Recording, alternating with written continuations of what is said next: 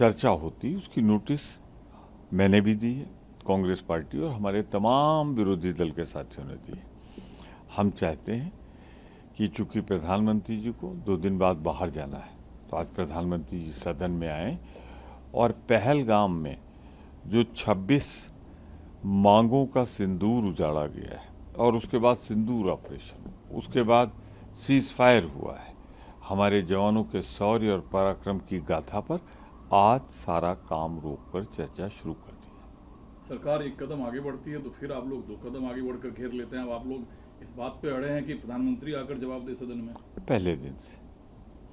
पहले दिन से जब सर्वदलीय बैठक हुई और प्रधानमंत्री जी उसमें नहीं आए, ऑपरेशन सिंदूर के बाद पटना चले गए, दिल्ली में रह के दूसरी बैठक में नहीं आए, तो ये सारे मुद्दे तो हम पहले दिन से कह रहे हैं कि इतने महत्वपूर्ण मुद्दे पर जिसमें 3 दिन 4 दिन तक सीमाओं के उस पार हमला हुआ, हमारी तरफ हमला हुआ, तो इस पर प्रधानमंत्री से बेहतर कौन हो सकता है। परंपरा देखें, चीन युद्ध में 62 में जवाहरलाल नेहरू, 67 में लाल बहादुर शास्त्री जी, 71 में इंदिरा जी, कारगिल में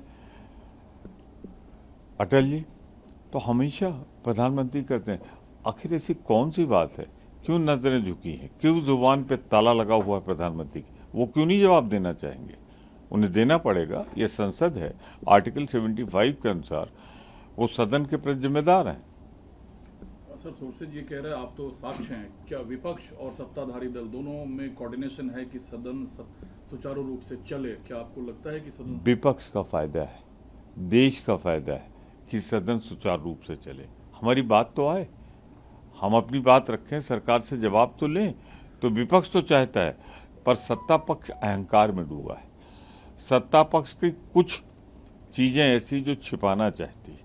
सत्ता पक्ष में कुछ ऐसे मुद्दे हैं, खासतौर से मैं तो सीधे सीधे आरोप लगाता हूं कि अमेरिका का राष्ट्रपति 24 बार अपमानित कर रहा है हमको कि ट्रेड के लिए उसने सीज फायर कराया, और हमारे प्रधानमंत्री की जुबान सिली हुई, ये बोल नहीं रहे हैं।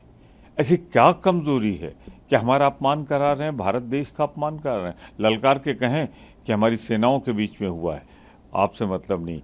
लेकिन जब दिनका पाल ने कहा कि विपक्ष के पास कोई वास्तविक मुद्दा नहीं है, हम समय देते हैं, उन्हें सवाल पूछने का हक है, सरकार को जवाबदेह ठहराया, लेकिन अब तक राहुल गांधी ईवीएम को दोषी ठहराते रहे, फिर अब बिहार का मुद्दा लेके वो आ जाएंगे। मतलब सवाल सीधा सा है, बिहार में जब जो एसआईआर हो रहा है, उसमें जो रिकॉर्ड्स मांगे जा रहे हैं, वो आदमी कैसे दे सकता है जो आदमी है ही नहीं यहाँ पे। तमाम लोग बाहर निकले हुए, तमाम लोगों के पास रिकॉर्ड नहीं है, तो मुद्दा तो उठेगा ही।